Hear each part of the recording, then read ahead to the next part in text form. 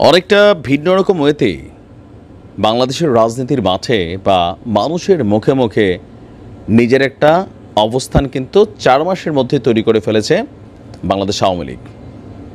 এই মুহূর্তে সারা বাংলাদেশে দুইটা গ্রুপ হিসেবে কাজ করছে। একটা হচ্ছে চিন্ময় কৃষ্ণের অনুসারী প্লাস আম হিন্দু জনতা, তারা কিন্তু একটা ব্যানারে কাজ করছে, সনাতনী জাগরণ মঞ্চ। আপনি যদি দেখেন আপনার ফেসবুক প্রোফাইলে আপনি দেখবেন আপনার পাশে থাকা বন্ধু যে হিন্দু মানুষটা আছে এমনিতে খুব সরব ছিল না, জুলাই অভ্যুত্থানেও এতটা সরব ছিল না, কিন্তু এই ইস্যুতে এই লোকটা সরব, কারণ তার মন মস্তিষ্কের মধ্যে এটা ঢুইকা গেছে যে বিষয়টা হিন্দু ধর্মের সাথে ঘটতেছে। আবার এই বিষয়টা যে ঢুকছে, এখন এটা ঢুকানোর জন্য নানানভাবে বাংলাদেশের প্রেক্ষাপট থেকে ধরেন আমাদের আলেম সমাজ যখন নাইমা বলে এই ইস্কনের এটা সেটা, তো হিন্দুদের মনে তারা আমাদেরকে টার্গেট করতেছে, তাদের কলিজাতে লাগতেছে, যার কারণে পেচকি লাইগা টোটাল ইস্কন হিন্দু এখন একটা জোটই হয়ে গেছে এক ধরনের।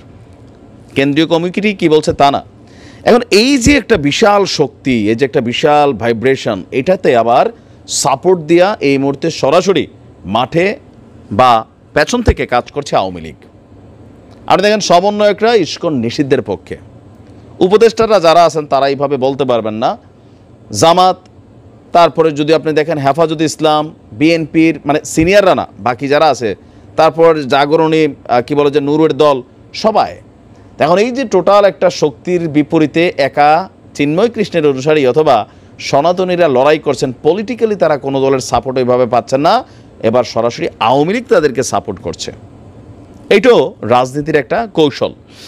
দর্শক, চিন্ময় সরকার, চিন্ময় কৃষ্ণ ইস্যু এবং আমাদের যে আইনজীবী মারা গেছেন, এই ইস্যুতে প্রথমবারের মতন আওয়ামী লীগের সোশ্যাল মিডিয়াতে যে প্ল্যাটফর্ম আছে সেখানে শেখ হাসিনা তিনি একটা বিবৃতি দিয়েছেন।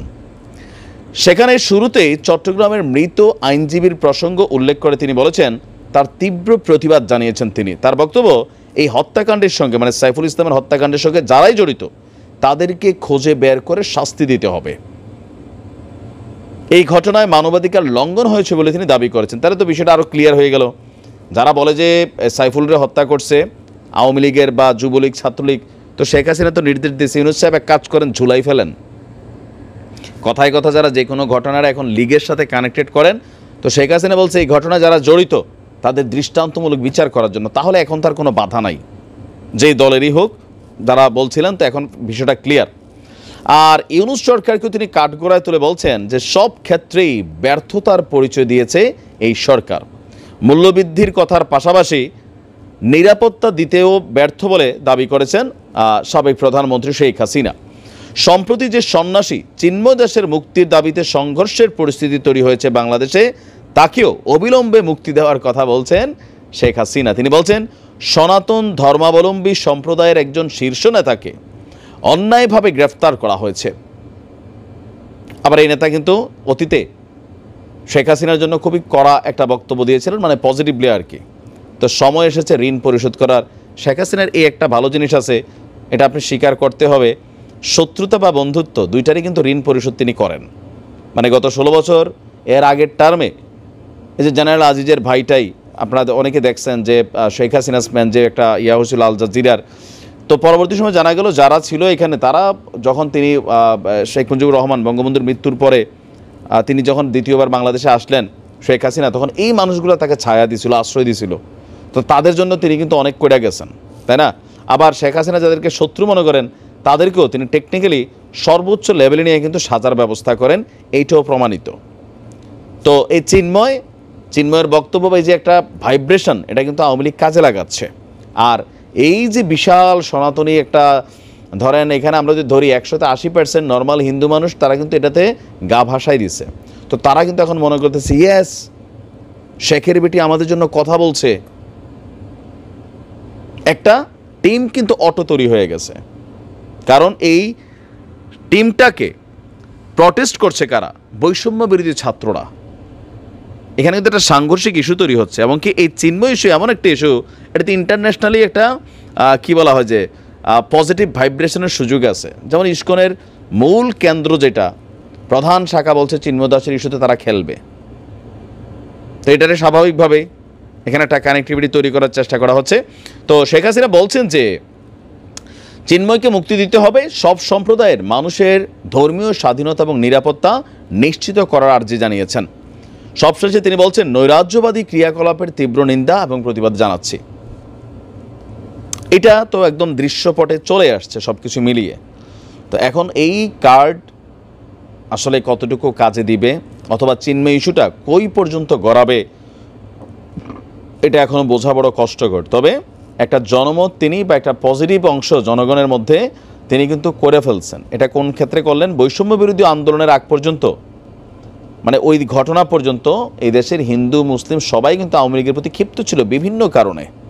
তো এখন তিনি যাওয়ার পরে কয়েকটা শ্রেণী শেখ হাসিনার ভক্ত হচ্ছেন। একটা হচ্ছে যাদের মাজার ভাঙ্গা হচ্ছে, এত বছর যুগের পর যুগ তারা মাজারে ছিল, মুরিদ আছে লক্ষ লক্ষ মুরিদ।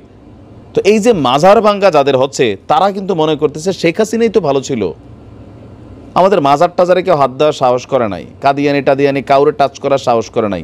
তা আজকে ধরেন 200-250 যে মাজার ভাঙ্গা হয়েছে, এদের ফ্যান ফলোয়াররা কিন্তু মনে মনে আওয়ামী লীগের প্রতি কৃতজ্ঞতা ফিল করতেছে। আজকে যে ইস্কন বলেন বা এই চিন্ময় দাসের ইস্যুতে যারাই আছে তারাও কিন্তু এখন কোথাও না কোথাও এই যে আওয়ামী লীগের বিভিন্ন নেতারা এমপিরা মানে তাদের পক্ষে বক্তব্য দিচ্ছেন, মিডিয়াতে বিবৃতি দিচ্ছেন বা তাদের পক্ষে চিন্ময়ের মুক্তি চাইছেন। তো এই দাবিটা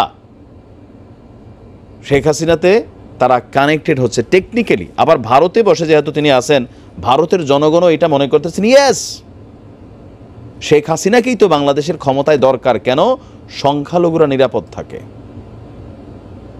এগুলো তো মানে একদম দৃশ্যপটে চলে আসতেছে। তো এখানে কিন্তু তিনি যথেষ্ট একটা অ্যাডভান্টেজ পাচ্ছেন পলিটিক্যাল মানে মাঠে, আন্তর্জাতিক অঙ্গনেও। তো সব কিছু মিলে দেখা যাক আসলে বিষয়টা কীভাবে ডিল হয়, সেটা ফাইনালি বোঝা যাবে। ভালো থাকুন, আসসালামু আলাইকুম। তো যাওয়ার আগে আরেকটা কথা না বললেই না, সেটা হচ্ছে কেউ কেউ বলছেন যে বিষয়টা শেখ হাসিনার পাতাফাত, কেউ বলছেন ভারতের পাতাফাত। ইস্কন ছিল একটা ট্রাম্প কার্ড যেটাতে খেলতে চাইছে ভারত এবং আওয়ামী লীগ, আর ডক্টর মোহাম্মদ ইউনূসের সরকার সমন্বয়করা এই খেলাতে পা দিয়ে দিছে। মানে তাকে গ্রেপ্তার করা একটা অহৈতুক টাইমে সামহাও একটা ইস্যু ক্রিয়েট হয়ে গেল, সেই ইস্যুতে কী একটা অবস্থা তৈরি হয়ে গেল, মানে সেটা ভালো জানে। আসলে আমরা তো ক্ষুদ্র মানুষ, এত কিছু বুঝি না, টুকটাক আইডিয়া করা ট্রাই করি। ভালো থাকুন।